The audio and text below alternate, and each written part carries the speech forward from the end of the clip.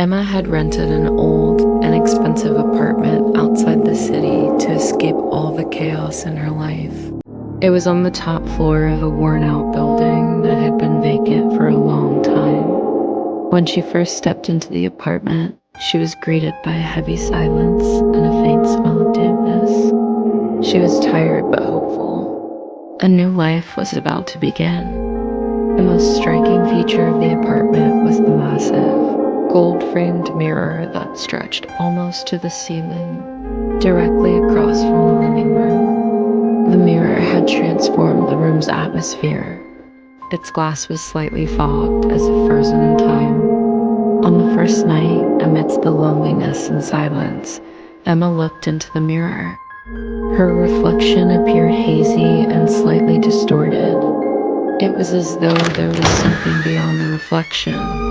In that moment, she heard a faint whisper from within the mirror. "Don't peek." Emma blinked. Was she the only one who had heard the voice? The room behind the mirror, Emma couldn't forget the whisper she heard that first night. "Don't peek." The sound rang in her ears, sending shivers down her spine, but she couldn't resist her curiosity. As the nights went by, her interest in the mirror grew. Even the few minutes she spent in front of it in the morning affected her day. The blurry image in the mirror was becoming clearer. One night, she noticed something new in the mirror. The blurry room was more distinct. An old, wooden-floored place, dusty and bathed in dim light. In the corner of the room, the little girl with blonde hair was sitting again, but this time she had lifted her head and was looking directly at Emma. Emma's heart tightened. Was this girl real, or was she a figment of her imagination? The girl suddenly whispered, her voice echoing directly inside Emma's head. "Don't look. Don't look." But Emma continued to look despite the warning. From that moment on, the images in the mirror began to change. There were no other beings beside the little girl. Pale, dark silhouettes, their faces indistinct, silent and cold. As Emma stared into the mirror, she saw these shadows moving, sometimes mimicking her own movements. Each day, she felt these beings drawing closer. One night, she touched the mirror. The glass was cold and alive.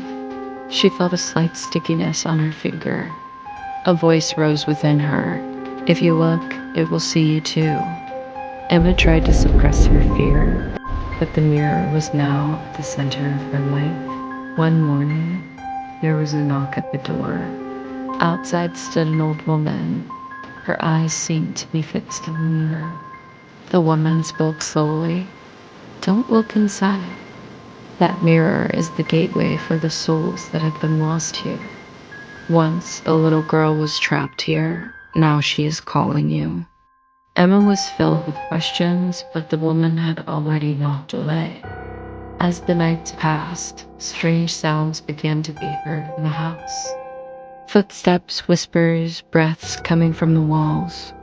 Emma began to feel that she was not alone. One night, while looking into the mirror, one of the dark figures stepped out of the mirror. Emma screamed and closed her eyes. By morning, nothing remained in Emma's room. Her belongings, the mirrors, the windows, everything was gone. Only four walls remained. And an echoing voice, "If you look, we'll see you too." When Emma found herself in an empty room that morning, the fine line between reality and madness had completely blurred. The huge mirror hanging on the wall was gone. In its place were only old, cracked paint and peeling wallpaper. She looked around. There were no windows, only four plain walls.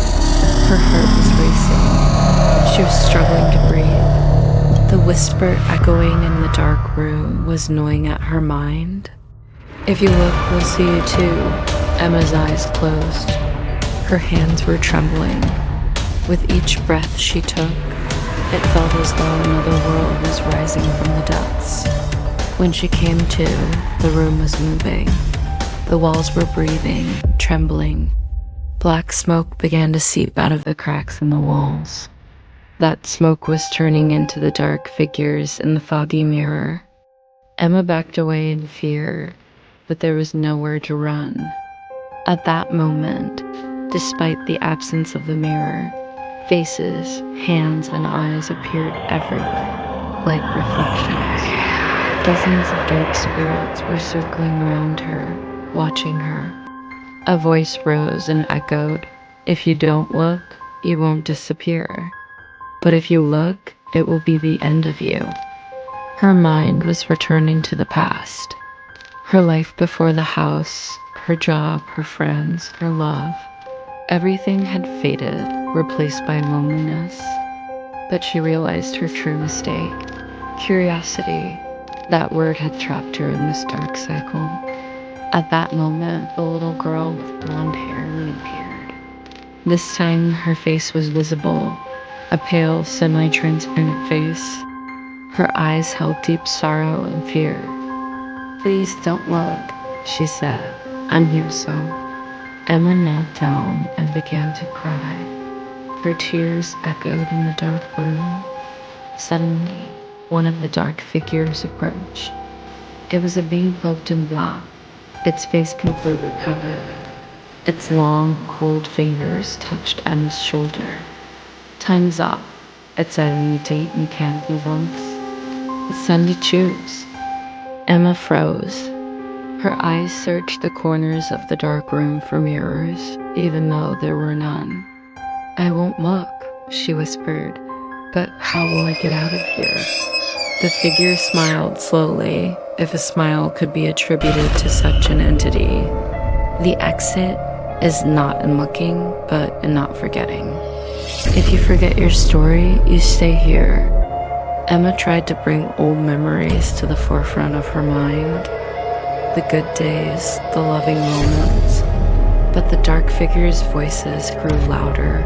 "If you forget your memories, we win. But if you remember them, the door opens." Emma took a deep breath and opened her eyes. The darkness slowly dissipated. The real walls and windows of the room returned, and she found herself standing before the mirror. That old, massive mirror with its gilded frame was still there, but it was no longer foggy. Emma looked into the mirror. This time, her reflection was entirely herself, and the whisper did not come again. But there was something behind the mirror, deep within. A little girl was still waiting silently.